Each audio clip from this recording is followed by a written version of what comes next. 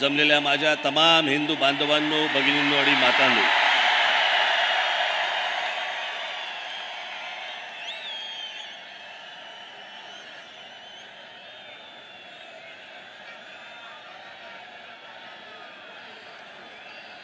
मला कल्पना आहे की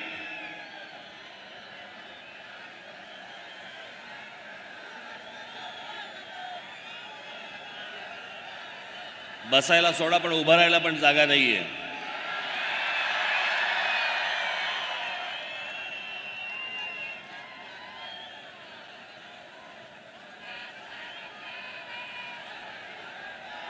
माझी आपणा सर्वांना नम्र विनंती आहे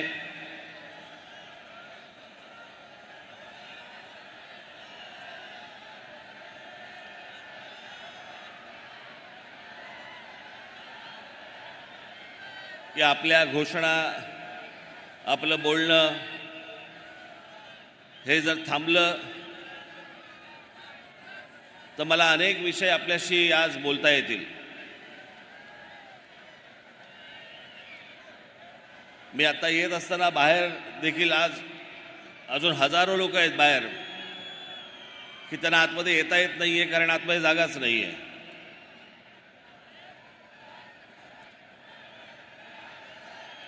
आज सर्वप्रथम मी आपणा सर्वांना 1 मेच्या महाराष्ट्र दिनाच्या सर्वांना मनपूर्वक शुभेच्छा देतो. कामगार दिनाच्या मनपूर्वक शुभेच्छा देतो आणि बोलायला सुरुवात करतो.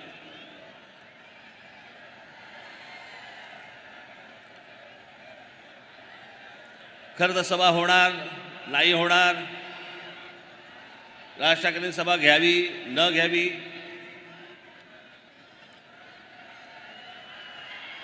सभेला परवानगी मिळणार नाही मिळणार,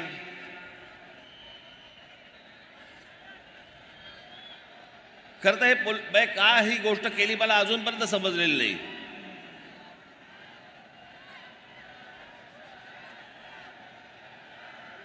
मी महाराष्ट्राच्या कुठच्याही कोपऱ्यामध्ये जरी मी समजा सभा घेतली असती तरी दूरदर्शनवरनं तुम्ही पाहिलंच असतं ना.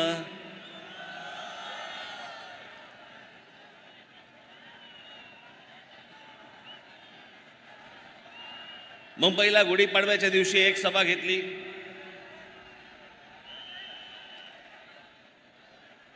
त्याच्यानंतर त्या सभेनंतर बरेच जण बडबडायला लागले. मग त्यांना उत्तर देण्यासाठी म्हणून एक उत्तर सभा ठाण्यामध्ये घेतली.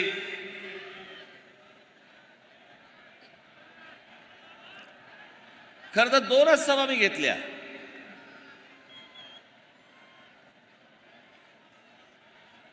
पण या 2 सभांवरती किती बोलतायत.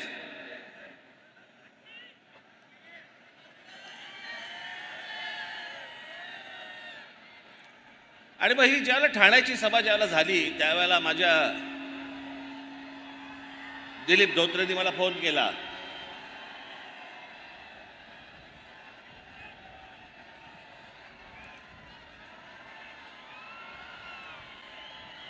बसतील शांत, जागा नाही, ऐकता येणार नाही त्यांना. आणि आमच्या दिलीप धोत्रेंनी फोन केला आणि दिलीप धोत्रेंनी सांगितलं की साहेब आपण एक संभाजीनगरला आपण एक सभा घेऊया.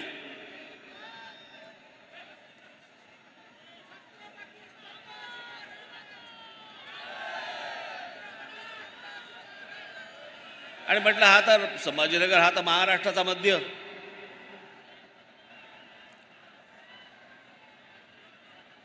मग मी त्याला सांगितलं, म्हटलं आपण एक संभाजीनगरला सभा घेऊ. म्हटलं मी तुला तारीख सांगतो नंतर.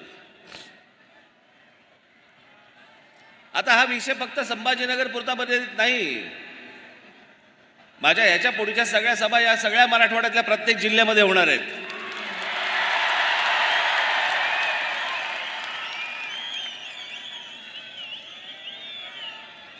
तसंच विदर्भातही जाणार आहे.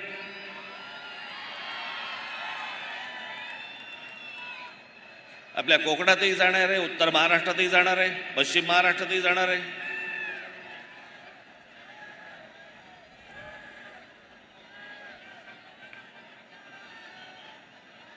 पण या सभांना आडकाठी आणून काहीच होणार नाही. मी कुठेही बोललो तरी ते लोकांपर्यंत पोहोचणारच आहे.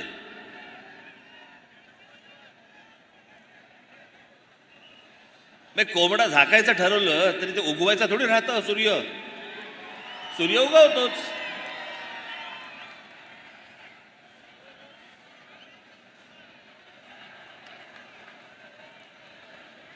पण आज या ऐतिहासिक संभाजीनगरमध्ये जी काय उरली सुरली जी काय आहे ती म्हटलं आता जरा संभाजीनगरमध्ये काढू.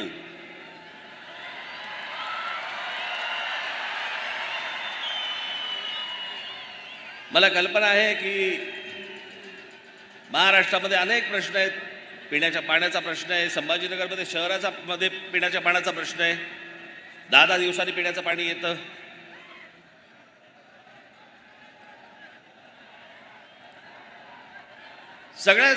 सगळेच अडचणी आहेत. सगळेच प्रश्न प्रलंबित आहेत. मला याची संपूर्ण कल्पना आहे.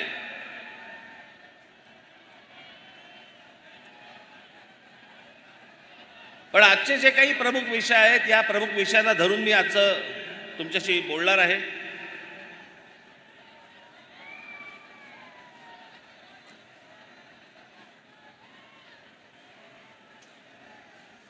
आज या संभाजीनगरमध्ये खरं तर या संभाजीनगरचं ह्याचं मूळ नाव खडकी.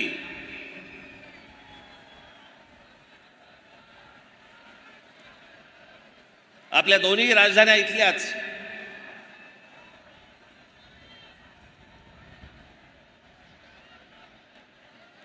एक आमचा देवगिरीचा किल्ला आणि त्याच्या अगोदरची आमची पैठण.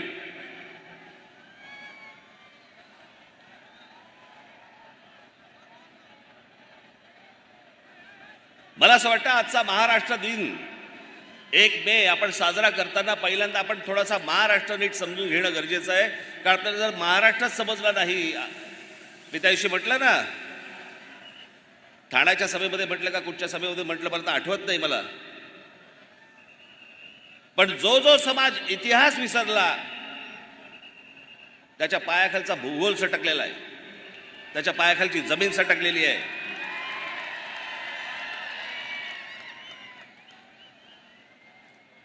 आणि म्हणून मला असं वाटतं की थोडासा इतिहास आपण समजून घेणं गरजेचं आहे की आपण कोण आहोत. आपण महाराष्ट्राचे आहोत. आपण मराठी आहोत.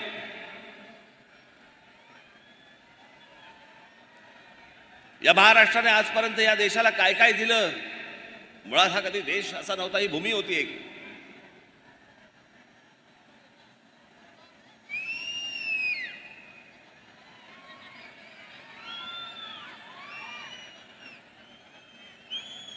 पण आमच्या ज्ञानेश्वर गेल्यानंतर ज्या वेळेला अल्लाउद्दीन खिलजी ज्या वेळेला महाराष्ट्रामध्ये इथे आला,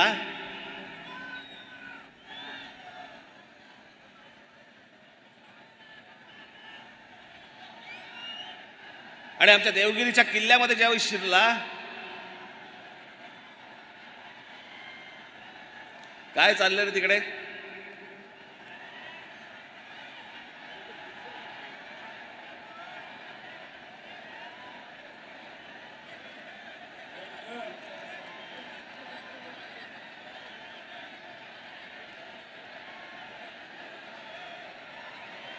जर कोणी टाळकी जर काही गडबड करायला आली असेल तिथल्या तिथे हाणा.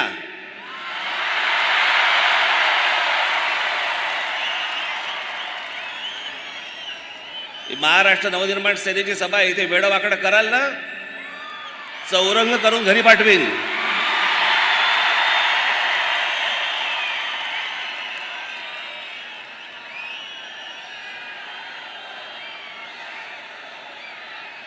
बसा बसा. लगेच बघायला लागले काय झालं काय झालं. काय नाही झालं, बसा.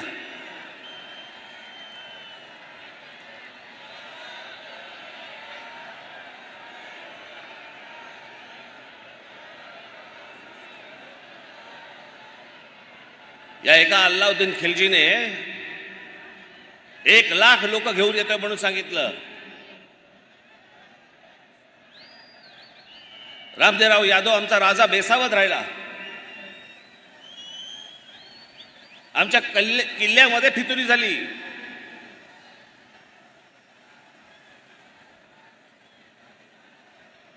आणि ते 1,00,000 लोक नव्हतीच येणारी.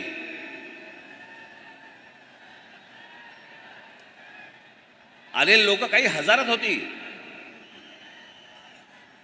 मी ज्यावेळेला हा इतिहास ज्यावेळेला वाचतो त्यावेळेला मला कळतं. नाही तर आजच्या सोशल मीडियावरती आपल्याला बघतो ना आपण, अल्लाउद्दीन खिलजीचं सैन्य येत आहे, ही महाराष्ट्रातली पहिली फेक न्यूज. आपण फेक न्यूज हल्ली फक्त व्हॉट्सअपवरती बघतो. वाटेल ते देतात, वाटेल ते सांगतात.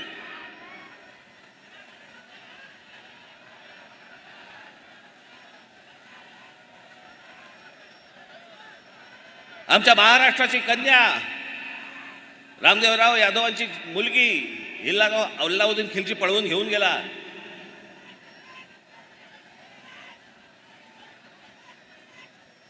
महाराष्ट्रामध्ये अंधकार पुढचे साधारणपणे 400 वर्ष महाराष्ट्र खितपत होता.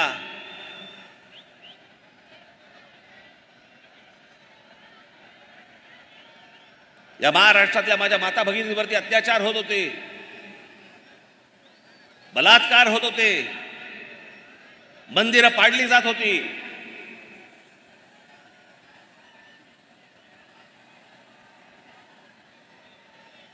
याच पैठणला आमच्या एकनाथ महाराजांनी तेव्हा तिथे आरोळ दिली, दार उघड भैये दार उघड. हे नाही पाहत आता पावत.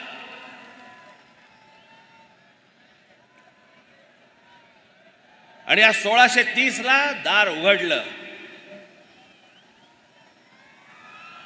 आमच्या छत्रपतींचा जन्म झाला.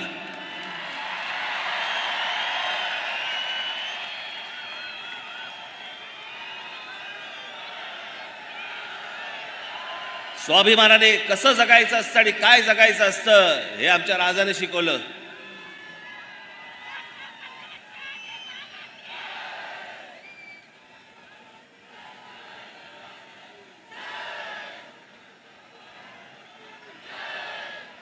महाराज गेले, इथे आमच्या नांदेडला राहणारे खूप मोठे लेखक नरहर कुरुंदकर, या कुरुंदकरांच्या पुस्तकामध्ये फार छान वर्णन केलेलं आहे त्यांचं.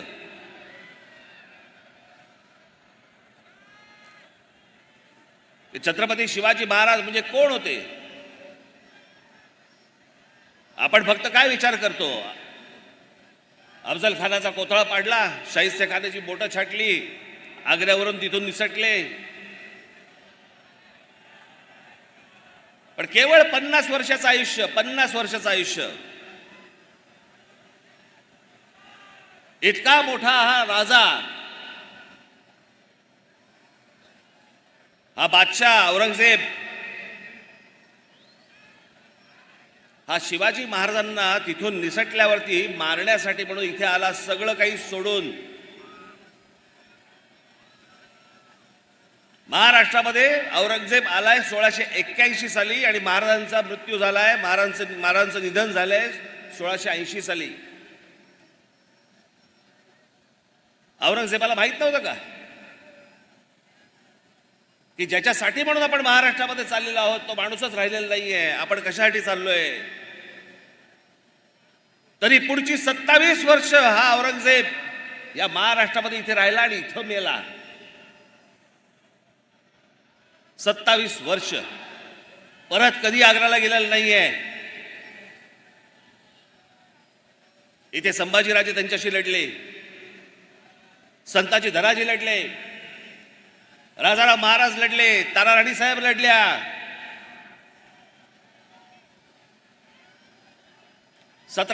ला इथे मेला तो.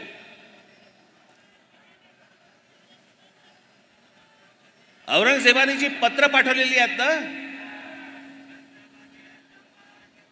ती जी पत्र पाठवलेली आहेत त्या पत्रामध्ये तो कोणाचाही उल्लेख नाही करत. त्या पत्रामध्ये फक्त उल्लेख करतोय शिवाजी अजून मला छळतोय.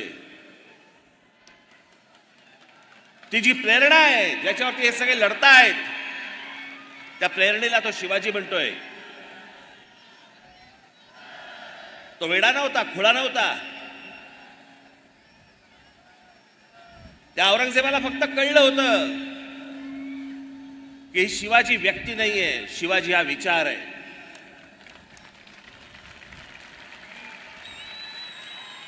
छत्रपती शिवाजी महाराज हा एक विचार आहे आणि हा जर विचार या भूमीमध्ये पसरला तर आपलं काही खरं नाही. आणि तेच झालं. संपूर्ण मराठेशाहीने उद्ध्वस्त केलं मोगल साम्राज्य. आज पाकिस्तानामध्ये असलेला तो अटोक किल्ला, ज्याला आपण म्हणतो ना अटके पार झेंडे फडकवले मराठ्यांनी, तो अटोक किल्ला,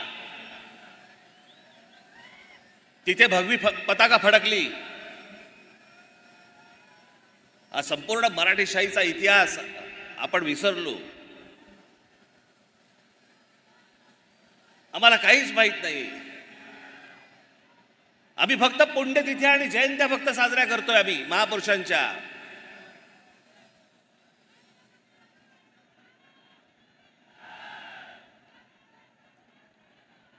आमच्या डॉक्टर बाबासाहेब आंबेडकरांचं काय वाक्य आहे. ते म्हणाले आमच्या लोकांच्या अंगामध्ये म्हणे देवी येते, भूत येतात, सगळ्या गोष्टी होतात. काय वाक्य आहे त्यांचं, अप्रतिम वाक्य आहे. त्याच्यात बाबासाहेब म्हणतात, ज्या दिवशी या देशातल्या या समाजाच्या अंगामध्ये शिवाजी नावाचं भूत येईल ना, त्या दिवशी अख्खं जग पादाक्रांत करून टाकू आपण.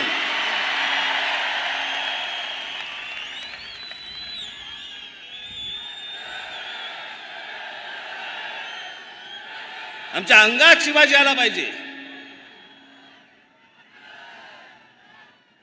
ही आमची मराठेशाही, हा आमचा महाराष्ट्र.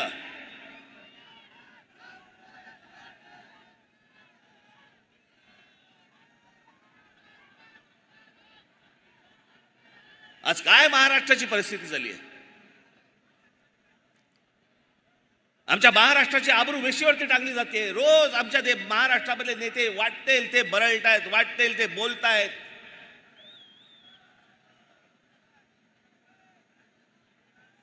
पुढच्या येणाऱ्या ज्या पिढ्या आहेत, आज जे लहान कच्चे बच्चे जे आहेत, ते राजकारणाकडे बघताना, राजकारण्यांकडे बघताना काय शिकत असतील. हे जे टेलिव्हिजनवरती रोज एक चॅनलवरती जे चालतंय, हे राजकारण आहे. हा आपला महाराष्ट्र आहे. ज्या महाराष्ट्राने या देशाला विचार दिला, समाजवादाचा विचार या महाराष्ट्रात गेला, बुद्धिझमचा विचार या महाराष्ट्रात गेला, हिंदुइझमचा विचार या महाराष्ट्रात गेला, कम्युनिझमचा विचार या महाराष्ट्रात गेला. हा महाराष्ट्र चढफडतोय. आणि यांच्या सगळ्यांचे सगळं काय जे रोजच्या रोज जे बोलतात ते आम्ही हसण्यावर देतोय. रोजच्या रोज आमचा महाराष्ट्र खड्ड्यात जातोय. याच्यासाठी महाराष्ट्र दिन साजरा करायचा आहे आम्हाला, की ज्यातनं आम्ही काही प्रेरणाच घेणार नाही आहोत, ज्यातनं आम्ही काही बोधच घेणार नाही आहोत. सर्वात जास्ती समाज सुधारक या महाराष्ट्राने दिले, विचारवंत या महाराष्ट्राने दिले. एक गोष्ट अशी नाही की जी महाराष्ट्रामध्ये कधी जन्माला नाही आली, महाराष्ट्राने इतरांना दिली. आणि आज काय महाराष्ट्राची हालत करून ठेवली आपण. आई बहिणीवरनं शिव्या घालतायत. कोणी मुद्द्याचं बोलायलाच तयार नाहीये. सगळेजण मुद्द्यावरती बोलतायत. आम्ही काय शिकवतोय तरुणांना? हुल्लडबाजी. याचं कारण आमचं लक्षच नाहीये.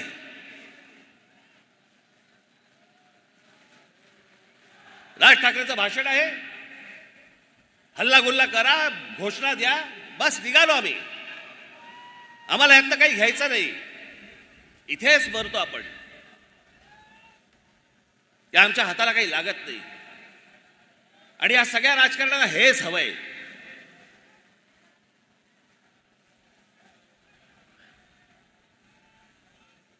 माझी 2 भाषणं काय झाली, त्याच्यावरती सगळे काय फडफडायला लागले.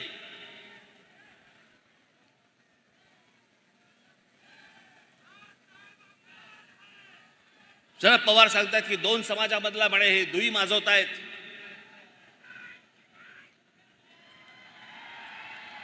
हे महाराष्ट्र आणि देशासाठी म्हणे योग्य नव्हे. मी दुई माजवतोय.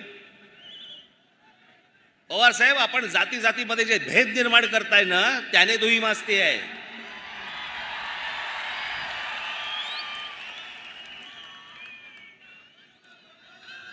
प्रत्येक व्यक्ती जातीतनं बघायची. हातामध्ये पुस्तक घेतल्यानंतर पुस्तकाचा लेखक कोणत्या जातीचा आहे त्याचा विचार करून बोलायचं. मी त्या दिवशी जेव्हा बोललो, आज आत्ता घरी जेव्हा जाल त्यावेळेला युट्यूब वरती काढून बघा, सर्व राष्ट्रवादी काँग्रेसच्या आतापर्यंतच्या सभा काढून बघा. कधीतरी शरद पवार साहेबांनी महाराजांचा, छत्रपती शिवाजी महाराजांचा उल्लेख केलाय का? आत्ता बोलायला सुरुवात झाली. आत्ता सुरुवात झाली मी बोलल्यावरती, तोपर्यंत काही नाही. आणि काहीतरी व्हिडिओ काढतायत, तल्लीन झालेत आणि गीत रामायण ऐकतायत आणि बाजूला शिवाजी महाराजांचं पुस्तक ठेवलंय. कशासाठी खोटं करताय? ज्या दिवशी मी त्या दिवशी म्हटलं माझ्या सभेमध्ये, बस रे आता बस.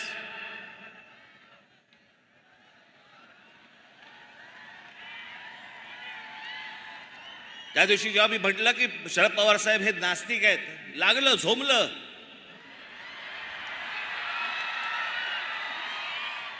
जे मला माहिती होतं ते मी बोललो. मग लगेच देवाचे फोटो काढले सगळे, पूजा करताना, नमस्कार करताना वगैरे. अहो, देवाबिवाचे कशाला फोटो काढताय? आपली कन्या लोकसभेमध्ये बोलली आहे की माझे वडील नास्तिक आहेत. आता याहून अधिक काय पुरावा देऊ मी? जिकडे सभा घेत आहेत तिकडे बोलतायत. राज ठाकरेंनी म्हणे त्यांच्या आजोबांची पुस्तकं वाचली पाहिजेत. अरे मी वाचली आहेत. पवार साहेब, तुम्हाला अपेक्षित असलेल्या गोष्टी फक्त तुम्ही वाचलेल्या आहेत. अख्खी पुस्तकं वाचा, संदर्भासहित वाचा, मग तुम्हाला कळेल.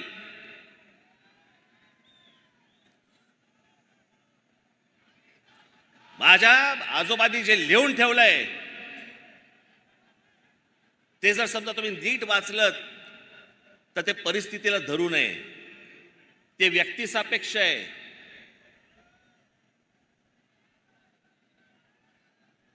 जातीपातीमध्ये भेद निर्माण करणार नव्हे.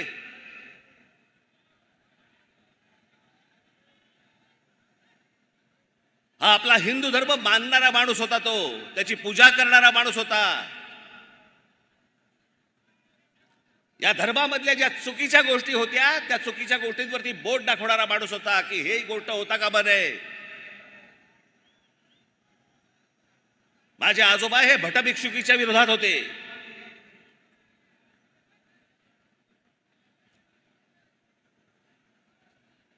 धर्म मानणारा माणूस होता. म्हणून मी आज पवार साहेबांसाठी काही संदर्भ आणलेत.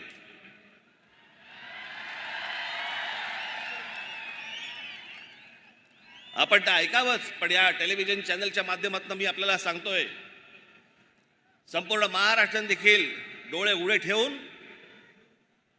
कान देऊन याच्या पुढची मी काही काही गोष्टी ज्या सांगणार त्या ऐकाव्यात की ह्या लोकांनी कसं विष पसरवलं ते महाराष्ट्रामध्ये जातीचं.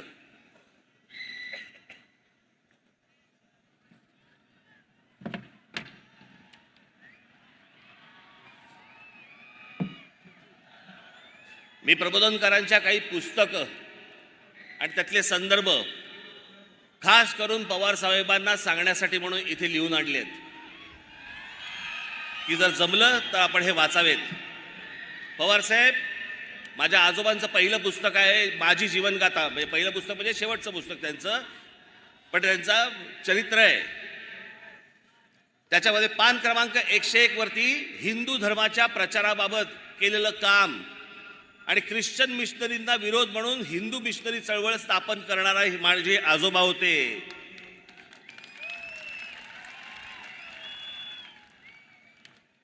महाराष्ट्रामधला नवरात्रोत्सव आपल्याला कल्पना नसेल, सार्वजनिक नवरात्रोत्सव सुरू करणारे माझे आजोबा होते, प्रबोधनकार ठाकरे होते.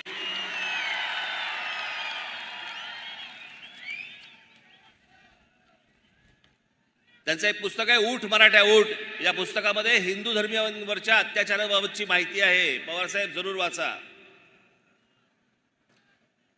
प्रबोधन मधील प्रबोधनकार यांचा खंड क्रमांक 1 प्रतापगडावरच्या भवानीवरचं संकट, हे वाचा, रायगडचे ग्रामण्य वाचा, राष्ट्रसेवा हिंदूंचा राजधर्म वाचा.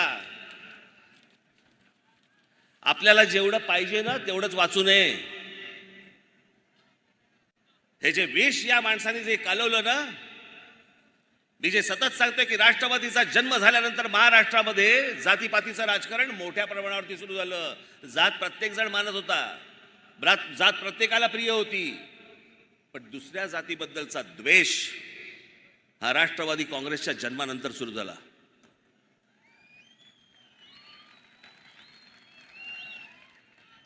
माझा मराठा बांधव भगिनी यांची माती भडकवायची, मग कोणतरी जेम्स लेन सारखा एक माणूस उभा करायचा, मग त्यांनी काहीतरी पुस्तक लिहिलं, त्या पुस्तकामधले काहीतरी गोष्टी काढायच्या. आणि ज्या माणसाने संपूर्ण महाराष्ट्रात नव्हे तर देशात छत्रपती शिवाजी महाराज घराघरापर्यंत पोहोचवले, त्यांच्या वृद्धापकाळामध्ये पवार साहेबांनी आमच्या बाबासाहेब पुरंदरेंना त्रास द्यायला सुरुवात केली. कशासाठी? की ते ब्राह्मण आहेत म्हणून. पवार साहेबांना मला एकच गोष्ट सांगायची आहे, हा राज ठाकरे ना, आमचं घर, आमच्या घरामध्ये आम्हाला कधी जातपात शिकवली नाही, आम्हाला जातपात माहिती नाही, आम्ही जातपात कधी बघत नाही आणि आम्हाला जातीपातीशी काही देणं घेणं नाही. मी ज्याच्याकडे जातो ती व्यक्ती त्या व्यक्तीकडे जातो. मी जात बघून जात नाही, जात बघून पुस्तकं वाचत नाही. तुमच्या मतांच्या राजकारणासाठी हे सगळं ध्रुवीकरण करायचं जर एवढंच आहे तर मग रायगडावरची समाधी ही कोणी बांधली? आमच्या शिवछत्रपतींची समाधी जी बांधली गेली रायगडावरती कोणी बांधली? ही आमच्या लोकमान्य टिळकांनी बांधली. लोकमान्य टिळकांना आता तुम्ही काय ब्राह्मण म्हणून बघणार आहात का? लोकमान्य टिळकांनी ज्यावेळेला स्वतःचं पहिलं वर्तमानपत्र काढलं, त्या वर्तमानपत्राचं पहिलं नाव काय? मराठा.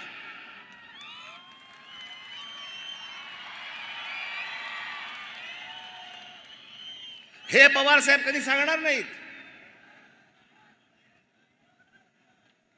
आता जेम्स लेन, इतकी वर्ष बघा हे माणसं सत्तेमध्ये होती, खेचून आणायचा होता त्या जेम्स लेनला, विचारायचा होता तुला कोणी सांगितलं हे? त्या जेम्स लेनची आता इंडिया टुडेने मुलाखत घेतली. त्या मुलाखतीमधले फक्त 4 प्रश्न मी तुम्हाला दाखवायला आणलेत. ते 4 प्रश्न फक्त आपण बघून घ्या. दाखव रे. एक मिनिट थांबा. ही जेम्स लेनची मुलाखतीतला काही भाग आहे. छत्रपती शिवाजी महाराजांची अपमानकारक माहिती तुम्हाला कोणी पुरवली होती? तुम्ही प्रश्न चुकीच्या पद्धतीने विचारत आहात. हे जेम्स लेन सांगतोय, मला कोणीही माहिती पुरवली नाही. माझं पुस्तक लोकांमध्ये प्रचलित असलेल्या कथांबद्दल आहे. या कथा सांगत असलेल्या लोकांनी नरेटिव्ह सेट करून ठेवलं त्याबद्दल आहे. काही लोक रामदास यांना शिवाजी महाराजांचे गुरु मानतात, तर काही तुकाराम महाराज यांना शिवाजी महाराजांचे गुरु मानतात. यातलं खरं काय आहे त्यात मला काही रस नाही. पण एक गट पहिल्या नरेटिव्हच्या बाजूने आहे तर दुसरा दुसऱ्या नरेटिव्हच्या बाजूने आहे. असं का? पुढे तुमच्याकडे असलेल्या अपमानकारक माहितीचा आधार काय? जेम्स लेन, माझं पुस्तक काळजीपूर्वक वाचणाऱ्यांच्या लक्षात येईल की मी कुठलंही ऐतिहासिक तथ्य मांडल्याचा दावा केलेला नाही. मी शिवाजी महाराजांचा अपमान केलाय अशी टीका करणाऱ्यांनी चुकीचा अर्थ काढलाय. पुन्हा सांगतो, मी कथांबद्दल बोलतोय, इतिहासातील तथ्यांबद्दल नाही. पुढे या विषयाबाबत तुमचं बाबासाहेब पुरंदरेंशी बोलणं झालं होतं का? त्यांचं म्हणणं काय होतं? मी कधीही बाबासाहेब पुरंदरेंशी एका शब्दानेही बोललेलो नाही. पुढे महाराजांबद्दलचे अपमानकारक शब्द तुम्ही मागे घेतले ते कशामुळे? युक्तिवाद करताना मी पुरेशी काळजी घेतली नाही, त्याचा परिणाम इतरांना भोगावा लागला. ज्याच्यावरनं 10-15 वर्ष राजकारण केले या महाराष्ट्रामध्ये पवार साहेब तुम्ही, तो जेम्स लेन सांगतो मी कोणालाही भेटलेलो नाहीये. ते माझं ऐतिहासिक पुस्तक, माझ्या ज्यामध्ये इतिहास नाहीये. तुमची केंद्रामध्ये सत्ता होती, तुम्ही कृषी मंत्री होतात, का नाही फरफटत आणला त्याला? का महाराष्ट्राची डोकी फिरवलीत? कशासाठी हे विष पाजलत तुम्ही लोकांना? कशासाठी विष पाजलत? नवीन वाद उकरून काढायचे. शिवाजी महाराजांचे गुरु रामदास स्वामी होते का नव्हते? रामदास स्वामींकडे परत तुम्ही जातीने बघणार आहात? रामदास स्वामी कधी बोलले की मी शिवाजी महाराजांचा गुरु होतो? की शिवाजी महाराज कधी बोलले की रामदास स्वामी माझे गुरु होते? म्हणून गुरु शिष्याचा नात्याचा काही संबंधच येत नाही.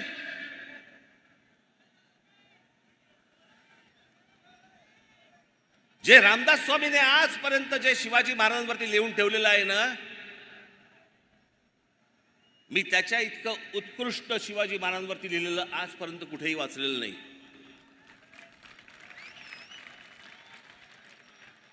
जे त्यांनी लिहून ठेवलंय ना, निश्चयाचा महामेरू, बहुत जनासे आधारू, अखंड स्थितीचा निर्धारू, श्रीमंत योगी, त्याच्यातल्या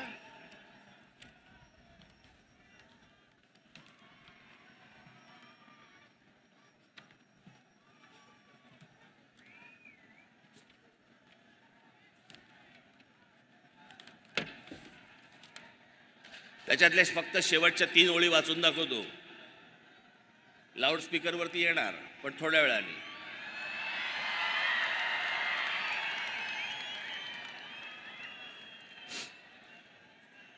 तुमचे देशी या ओळी येत नाहीत फारशा, पण हे मी तुमच्यासमोर पूर्ण वाचून दाखवतो, म्हणून मी त्यात फक्त शेवटच्या 3 ओळी वाचून दाखवतो. तुमचे देशी वास्तव्य केले परंतु वर्तमान नाही घेतले, ऋणानुबंध विस्मरण झाले काय नेणो. सर्वज्ञ मंडळी धर्ममूर्ती काय सांगणे तुम्हाप्रती, परी धर्म संस्थापनेची कीर्ती सांभाळली पाहिजे. उदंड राजकारण तटले तेणे चित्त विभागिले, प्रसंग नसता लिहिले क्षमा केली पाहिजे.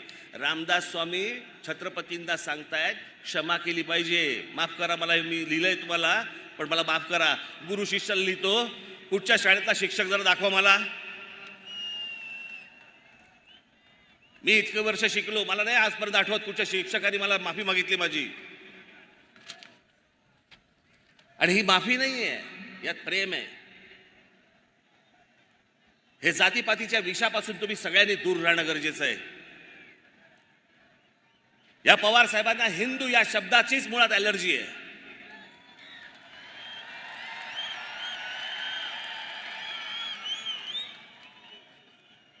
प्रत्येक वेळेला बोलताना शाहू फुले आंबेडकरांचा महाराष्ट्र, हो तो आहेच.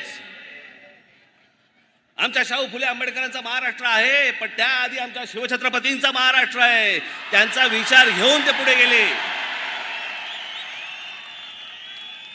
त्यांचा विचार घेऊन ते पुढे गेले, पण कधी पवार साहेबांच्या तोंडी शिवाजी महाराजांचं नाव कधी ऐकलं नाही. मी आता काढल्यानंतर आता बोलायला लागले. आणि हल्ली काय गोष्टी काय लपून राहत नाहीत. त्या सगळ्या राष्ट्रवादीच्या सभा तुमच्या समोर आहेत, घरी जाऊन बघू शकता. फोटो पण नसतो, फोटो पण कधी नसायचा, आता सुरू केलं लावायला. या सगळ्या गोष्टींपासून मी हे मुद्दामून आपल्याला सांगतोय, कारण हे जे सत्य जे चालू आहे ना त्यांचं. आणि पवार साहेब, पहिली गोष्ट आपल्याला निश्चितपणे सांगतो, मी जात मानत नाही, मला जातीशी काही देणं घेणं नाही. इथे कोणा ब्राह्मणांची बाजू घेण्यासाठी म्हणून मी पण उभा नाहीये आणि कोणाचीच बाजू घेणार नाहीये. महाराष्ट्र असा कधी नव्हता. याच आमच्या शिवछत्रपतींनी आम्हाला शिकवलं. 18 पगड जातींना घेऊन स्वराज्याची स्थापना केली. या 18 पगड जाती या महाराष्ट्रासाठी झटत होत्या. त्या 18 पगड जातींमध्ये विष घालवलं तुम्ही का? तुम्हाला सगळ्यांमधनं मतं पाहिजेत म्हणून, आमदार निवडून यायला पाहिजेत म्हणून. अहो, एवढ्याशा छोट्याशा गोष्टीसाठी म्हणून हे कालवलेलं विष कुठपर्यंत गेले बघा. शाळा कॉलेजपर्यंत गेलं. शाळेमध्ये मुलं एकमेकांकडे जी सहज जायची, सहज भेटायची, ती आता विचार करायला लागली, हा कोणत्या जातीचा आणि तो कोणत्या जातीचा. याच्याशी मैत्री करू की नको, ह्याच्याशी मैत्री करावी, इथपर्यंत घाण राजकारण आणलं. आणि म्हणून महाराष्ट्र दिवस साजरा करायचा आम्ही. मी त्या दिवशी म्हटलं ना, अरे आम्ही जातीतनं बाहेर येत नाही आहोत. आम्ही हिंदू कधी होणार, आम्ही मराठी कधी होणार.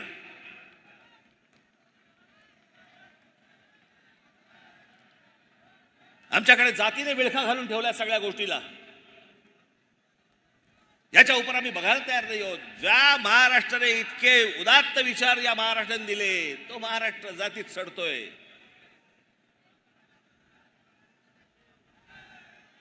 त्याचा दिवस साजरा करायचा आम्ही?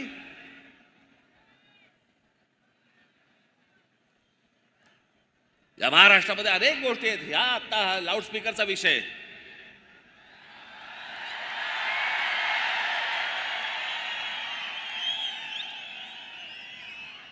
त्याशी एका पत्रकाराने मला विचारलं, नाही एकदम लाऊडस्पीकर अचानक. म्हटलं अचानक?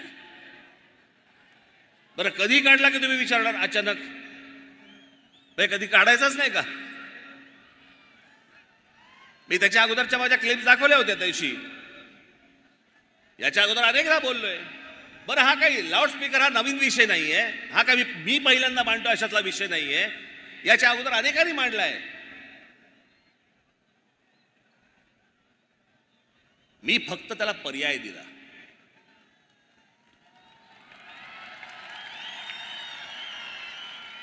की लाऊडस्पीकर मशिदींवरचे लावून जर समजा तुम्ही गोंगाट करणार असाल तर त्या मशिदींच्या बाहेर आम्ही हनुमान चालीसा पढू, मोठ्याने लावू.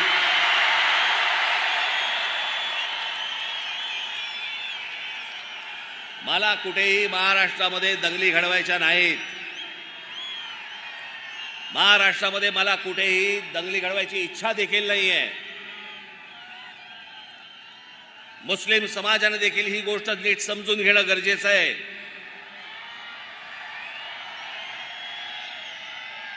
त्या दिवशी माझ्याकडे नाशिकला एक जण पत्रकार आले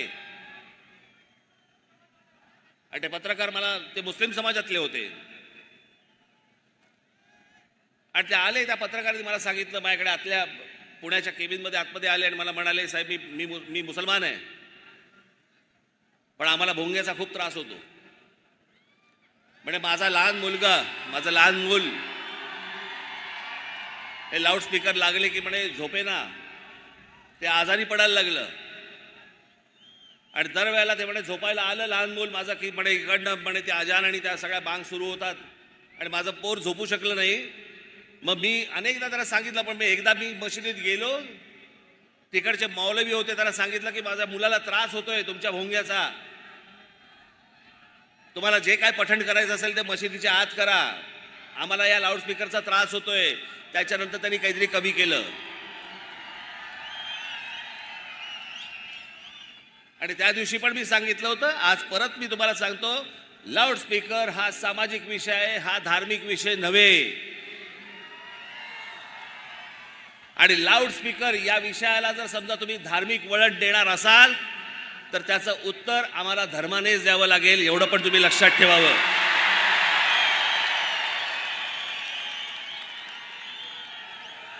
आमची इच्छा नसताना आम्हाला टोकाची भूमिका घ्यायला लावू नका. महाराष्ट्रामधली शांतता आम्हाला बिघडवायची नाही, इच्छाही नाही, गरजही नाही. परंतु जर समजा उत्तर प्रदेशमध्ये जर समजा लाऊडस्पीकर जर उतरवले जाऊ शकतात तर माझ्या महाराष्ट्रात का नाही उतरवले जाऊ शकत? सगळेच्या सगळे लाऊडस्पीकर हे अनधिकृत आहेत. सगळेच्या सगळे लाऊडस्पीकर अनधिकृत आहेत. सुप्रीम कोर्टाने सांगितलं पण आहे की स्थानिक पोलीस स्टेशनला किंवा त्यांना विचारल्याशिवाय तुम्ही लाऊडस्पीकर लावू शकत नाही, त्यांची परवानगी घ्यावी लागते. किती मशिदींकडे परवानगी आहेत?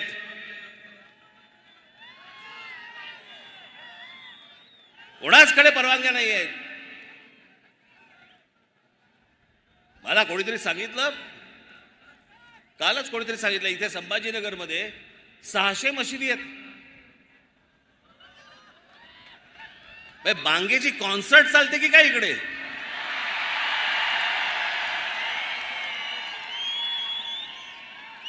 असं फक्त संभाजीनगरमध्ये नाही, अख्ख्या देशभर आहे. हे संपूर्ण देशातले लाऊडस्पीकर पहिले खाली आले पाहिजे. सगळ्यांना समान धर्म असला पाहिजे. प्रत्येक वेळेला आम्हीच का भोगायचं? आम्हाला सभा घ्यायची असली की लगेच सांगतात की नाही नाही हा सायलेन्स झोन आहे, इथे शाळा आहे. रात्रीची कुठची शाळा?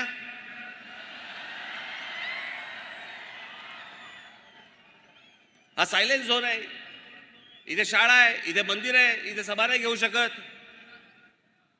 आणि ह्याना कुठेही रस्त्यावरती येऊन तुम्ही नमाज पडताय, कोणी अधिकार दिले तुम्हाला?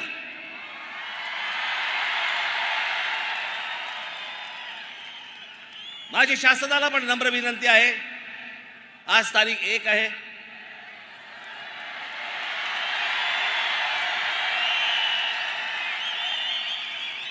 उद्या तारीख 2 आहे,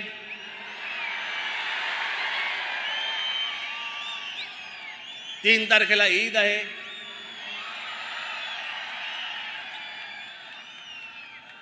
त्यांच्या सणामध्ये मला कुठच्याही प्रकारचं विष घालवायचं नाही. 4 तारखेपासून ऐकणार नाही.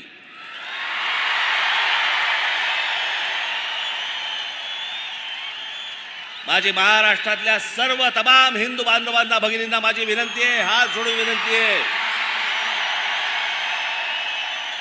जिथे जिथे यांचे लाऊडस्पीकर लागतील त्यांच्या समोर दुप्पट आवाजाने तिथे हनुमान चालीसा तुमची लागलीच पाहिजे.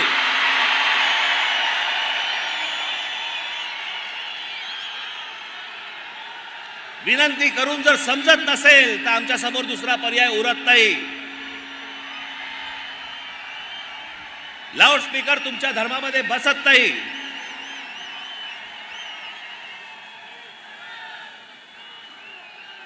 जे सुप्रीम कोर्टाचे नियम म्हणून सांगताय ना, त्या सुप्रीम कोर्टाच्या नियमामध्ये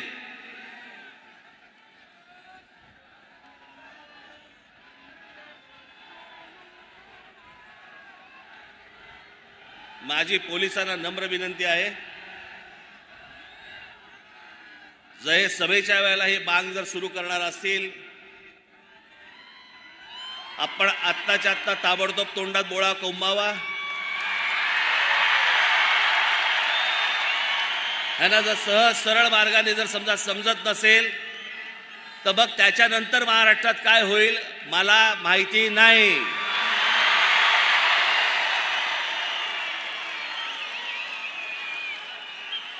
इथे जे कोणी पोलीस अधिकारी असतील त्यांना मी सांगतोय, आत्ताच्या आत्ता जाऊन हे पहिल्यांदा बंद करा.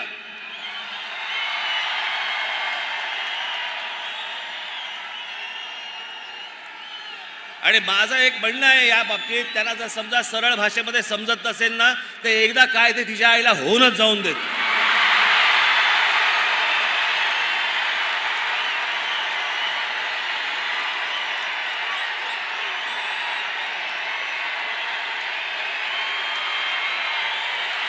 अजिबात शांत बसता कामा नये तुम्ही.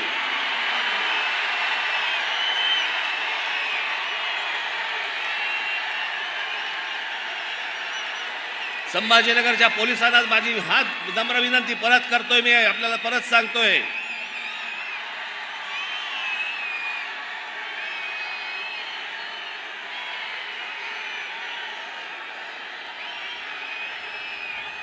हे जर या पद्धतीने वागणार असतील, यांना जर सरळ सांगून जर समजा समजत नसेल तर महाराष्ट्राच्या मनगटामध्ये काय ताकद आहे ना ही यांना एकदा दाखवावीच लागेल.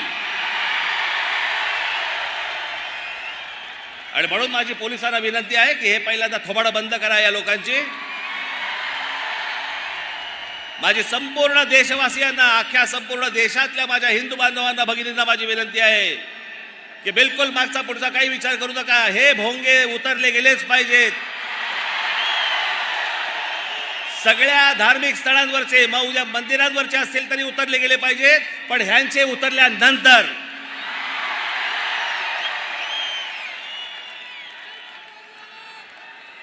आपण सगळेजण, आज ही परिस्थिती आहे, अभी नहीं तो कभी नहीं. माझ्या देशातल्या सर्व देशवासियांना, माझी सर्व हिंदू बांधवांना भगिनींना माझी विनंती आहे, जर हे 3 तारखेपर्यंत ऐकले नाही, 4 तारखेला हनुमान चालीसा प्रत्येक ठिकाणी मला ऐकू आलंच पाहिजे. पोलिसांकडनं वाटल्यास रीतसर परवानगी घ्या, लाऊडस्पीकरची परवानगी घ्या, त्यांना द्यावीच लागते.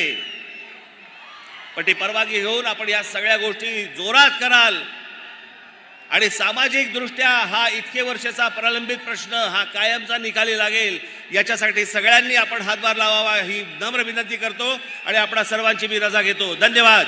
जय हिंद, जय महाराष्ट्र. माझ्या न्यूजसाठी B24 न्यूजला सबस्क्राईब करा, कमेंट करा, शेअर करा, लाईक करा आणि बेल आयकॉनला दाबायला विसरू नका.